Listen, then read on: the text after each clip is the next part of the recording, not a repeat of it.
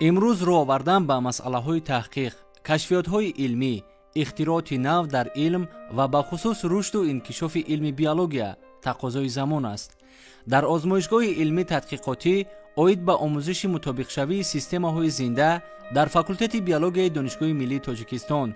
برای گذراندن آزمایش درس‌های عملی تجربوی و علمی گذرانیده می‌شود که در این مکان آموزگاران وابسته به موضوع و پیگیری آن تجربه‌های علمی و عملی خود را می‌گذرانند. در این برابر برای جدا نمودن رنگ‌ها تجربه‌های دیگر علمی گذرانیده می‌شود که آموزگاران بهر بلند برداشتن سویه دانش دانشجویان تجربه‌های علمی و عملی را در سطح ضروری به راه می‌مانند.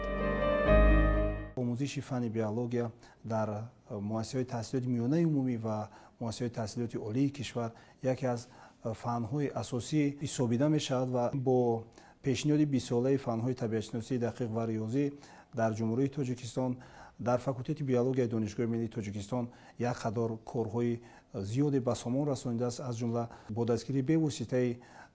ریاست دانشگاه ملی تاجیکستان در فاکولته بیولوژی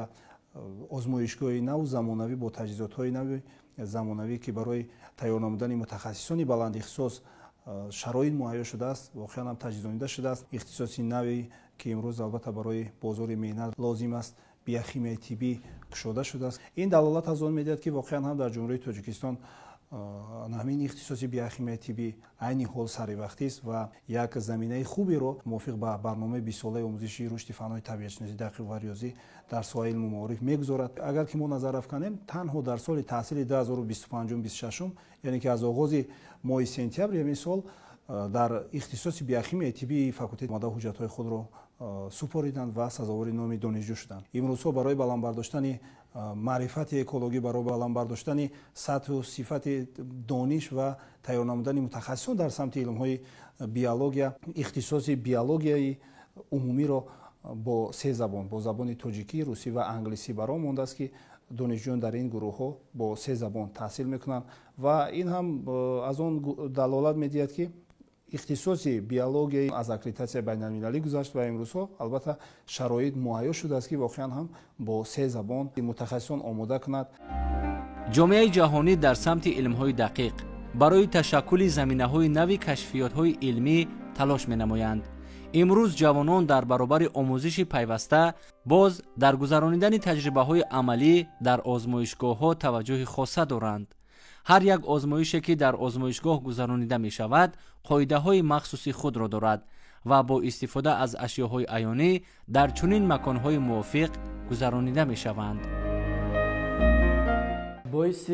افتخار و سرفرازی است که با دستگیری همه‌جانبه حکومت کشور آزمایشگاه علمی تحقیقاتی تعلیمی در فاکولته عمل میکند که در آن برای انجام کارهای علمی تحقیقاتی همیشه گشوده است و امروز ما در این آزمایشگاه جهت آشکار نمودن بندهای پپتیدی که در ساختار سفیده ها همچون پیوستگی های کلان مولکولای ارگانیکی دیده می شوند و این بندهای شیمیایی همچون بند حیاتزا ارزیابی می گردد جهت آشکار نمودن آنها و همچون ریاکسیون صفتی با استفاده از ریاکسیون های رنگه انجام داده ایم که این در آینده به دانشجویان امکانیت می دهد جهت دانش از خودکنی و بیشتر توجه کردن نسبت به سمت کارهای عملی در آزمایشگاه ها برای آشکار نمودن مکانیزم های نوی روند مبادله ماده در ارگانیسم زنده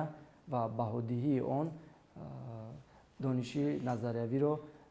صیقل داده مساعدت نماید. برای پرورش نوع‌های گوناگون پخته در این آزمایشگاه گوشه مخصوص تشکیل گردیده است که نمودهای گوناگون پخته را در چنین ظرف‌ها توسط ماده‌های شیمیایی و بیولوژی می‌سبزانند و نمودهای سرحاصل و طاقت‌پذیر آن را در شرایط اقلیمی تاجیکستان زیاد می‌نمایند. کافدرا با نام بیوتکنولوژیا موجود است که در این سمت متخصصان را آماده می‌کند و همکاری‌های дуҷониба дар самтҳои ҳамкорӣ бо муассисаҳои таҳсилоти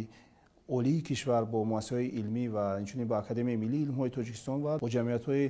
дорои маслиҳаташ маҳдуд факултет ҳамкориҳои дуҷониба дорад, шаҳрномаҳои ҳамкорӣ бастааст ва мутахассисони мо дар ин самт кору фаъолияти худро идома дода истоданд. кору фаъолият дар самти илм дар соли таҳсил 2025-2026 хело ҳам хуб ба роҳ монда шудааст, чунки дар ин муддат устодону унвонҷӯён ва доктор PhD-ҳои ба таҳсил фаро гирифта шуда буданд. онҳо рисолаҳои номзадии худро ҳимоя намуданд ва барои татбиқ намудани илми худ ба истеҳсолот албатта кӯшишҳои хело ҳам зиёд намуда истоданд. ин буд ки дастоварди хело ҳам зиёде танҳо дар соли 2025 дар факултети биологияи донишгоҳи миллии Тоҷикистон 2 рисолаи докторӣ яъне дифоъ шудааст ва устодони мо сазовори дараҷаи илмии доктори илмҳои биологӣ гаштанд. пайваста кӯшиш намуда истоданд ки дар озмоишгоҳе ки имрӯзҳо дар кафедраҳои тахассусие ки дар он фаъолият мекунанд, албатта кӯшиш намуда истоданд ки ана ҳамон илме ки онҳо дифоъ намуданд, рисолаҳое ки дифоъ намуданд, онҳоро пайваста ине ки ба истеҳсолот ҷорӣ намоянд. дар соли 2025 зиёда аз 6 патенту ихтирооти ба даст оварда шудааст ки олимону муҳаққиқон ва донишҷӯёни мо пайваста кӯшиш намуда истоданд ки дар роҳи илм сами бо сазои худро гузоранд. дар қисмати дигари озмоишгоҳ намунаи ҳашаротҳо аз минтақаҳои Тоҷикистон ҷамъоварӣ шуданд ки ҳар кадоми онҳо ба тип, синф, оила ва намуд ҷудо карда шуданд ки дар рафти таҷрибаҳои илмию амалӣ ба донишҷӯён омӯзонида мешаванд. самтҳои гуногуни таълим баро монда шудааст, аз ҷумла тахассусҳои ботаника, зоология, тахассуси генетика, биохимия, экология, физиологияи растаниё, физиологияи одаму ҳайвон дигар, яъне ки вобаста ба ин ҳар як устоде ки имрӯзҳо дарс мегузарад вобаста ба тахассус ва фани ки таълимии худаш онҳо бо донишҷӯён корҳои амалии худро ба роҳ мемонанд ва дар ин самт албатта ки озмоишгоҳи махсуси мо мавҷуд аст. бинед ки агар ки мо назар рафт кунем дар самти физиологияи растаниҳо, мо албатта ки дар ин самт устодон бо ҳайвонотҳое ки ҳастанд, ҳайвонотҳои лабораторӣ кору фаъолият карда бо донишҷӯён дар ин самт, яъне ки аз сохти дохилию берунӣ ва аз намудҳои гуногуни беморие ки дар онҳо ҳаст бо донишҷӯён шинос мекунанд, яъне ки чигуне ки дар лабораториё аввалан бемор намудани ҳайвонотҳои озмоишӣ баъдан табобат намудани онҳо, ин ҳама дар дарсҳои амалии ихтисосҳои самти тахассуси физиология гузаронида мешавад. дар тахассуси зоология низ ҷарроҳӣ намудани моҳиву дигар ҳайвонотҳои таҷрибавӣ аз ҷониби устодон гузаронида мешавад.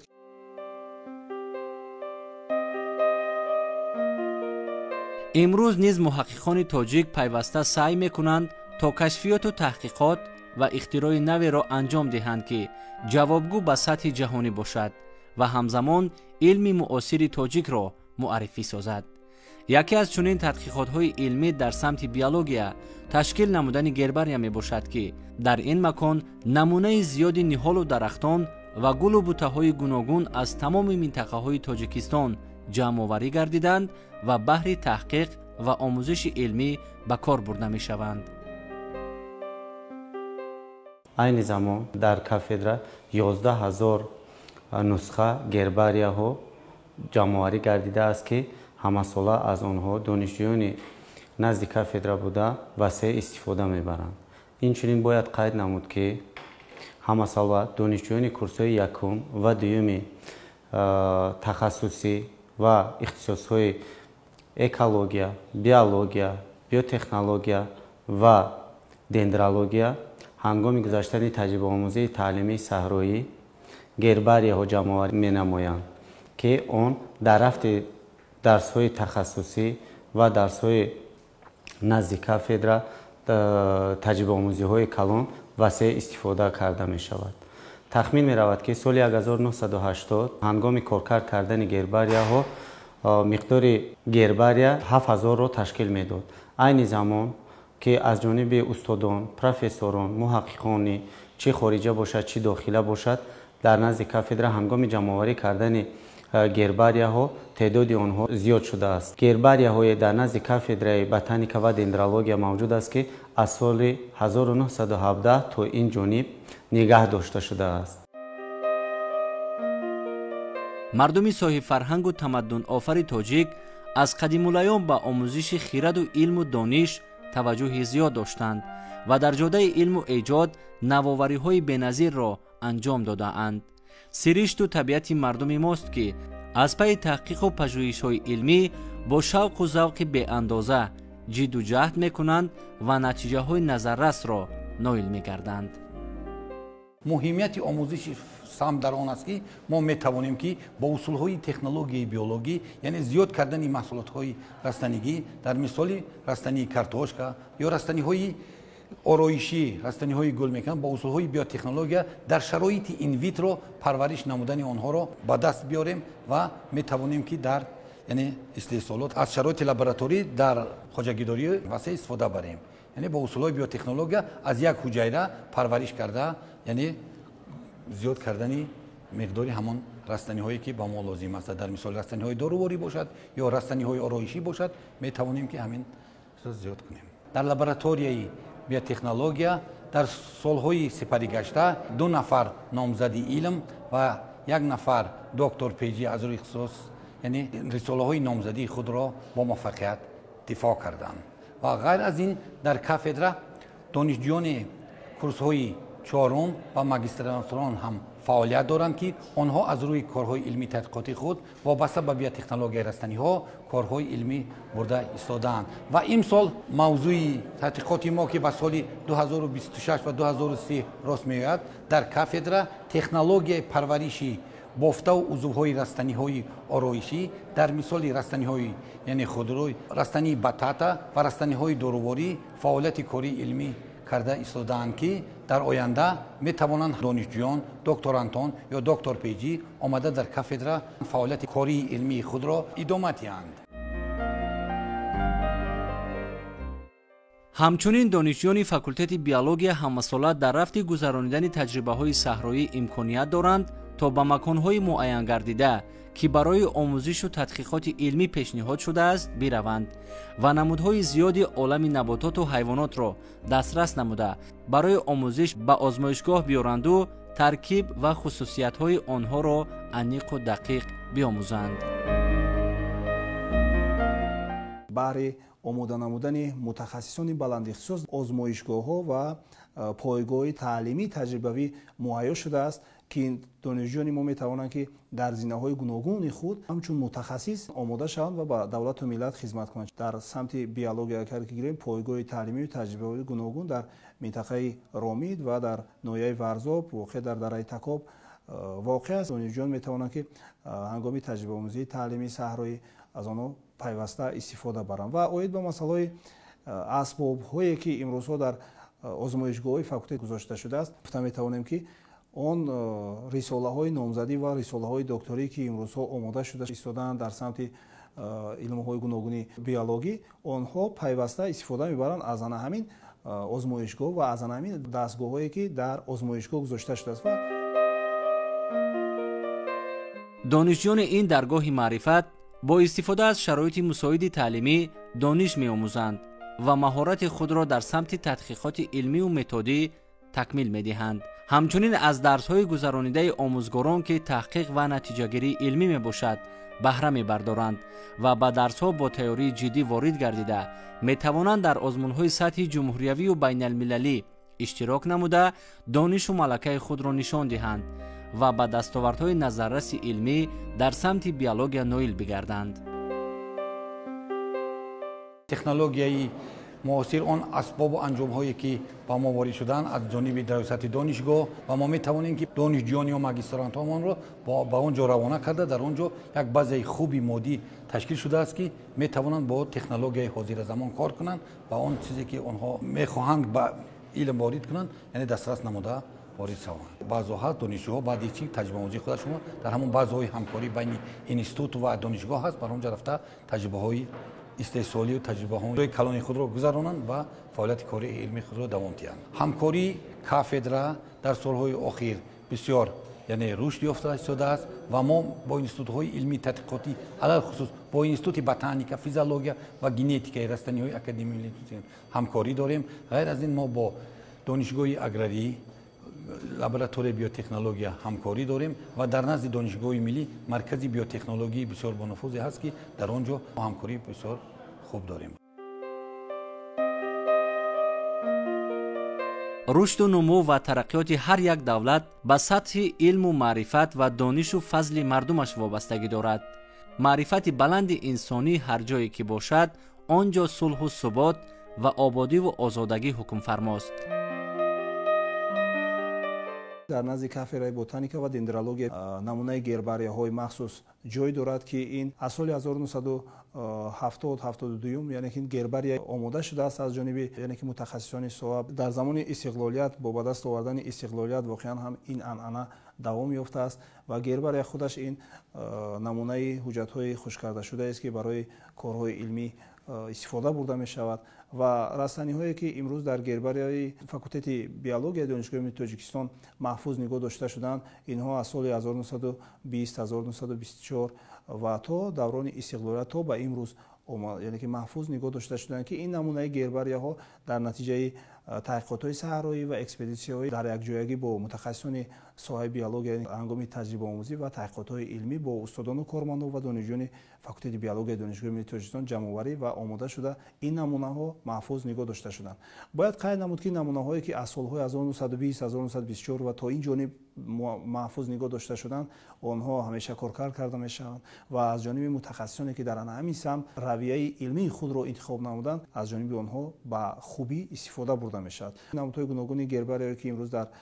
گربری کافه بوتانیکا محفوظ نگاه داشته شده است خیلی در حالت خوب نگاه داشته شده است و امروزها هر سال از جانب دانشجویان کورس یکم و دوم در پایگاه تعلیمی تجربوی تکوب آنها البته به تجربه آموزی سفربر میگردند و از اونجا جمع آوری کرده شده باز نمونه گربری ها را غنی میگردانند. دستورالعمل‌های توصیوی اید و تجربه آموزی صحرایی و دستورالعمل‌های تعلیمی متدی اید برای دانشجویان واقعا هم موجود است و هر یک دانشجو البته از خوب یعنی که براه ماندن نگاهداری و جمع‌آوری نمودن گربری ها و آنها را نگاهداری آنها خوب آگاه هستند و نمودهای گوناگون گربری که آنها آماده میکنند در سمت علم میتوانند که استفاده ببرند و باز گربری این خود طرز جمع‌آوری خود را دارد و اتیکای خود را دارد. همساله اساسگزار صلح و وحدت ملی، پیشوای ملت، پرزیدنت جمهوری تاجیکستان محترم امامعلی رحمان با مسئله‌های دانش زمانوی، مطالعه کتاب‌های بدیعی و علمی، تعلیم فن‌های طبیعت‌شناسی، علم‌های ریاضی و دقیق توجه خاصه ظاهر نموده برای بالا بردن سطح معرفت مردم مخصوصاً جوانان نقشه و چاره‌بینی‌های بس و سودمند را راه‌اندازی می‌نمایند.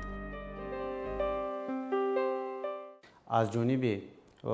استادان کافدرا که در سمیناری وسیع استفاده نمودند همه گربریه ها کار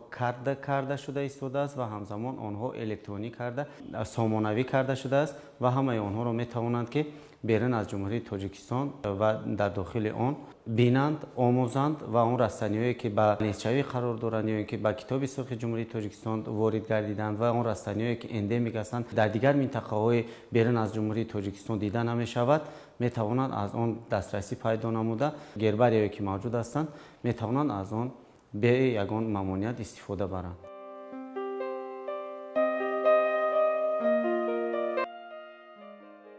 محض کشفیات و اختراعات است که حیات و روزگار آدمیت رنگ و تراوت تازه میگیرد.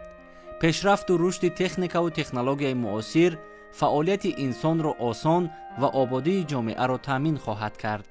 از این رو دانشجویان این بارگاه علم و معرفت پیوسته سعی می‌سازند که در برابر آموزش علم نظریوی همزمان طرز کار با تکنولوژی را در آزمایشگاه‌ها بیاموزند و دانش و مهارت و ملکه کسبی خود را در سمت معین نمودهشان تکمیل داده متخصص کسبی شوند و بهر رشد سرزمین اجدادیمان سهم ارزنده خود را گذارند.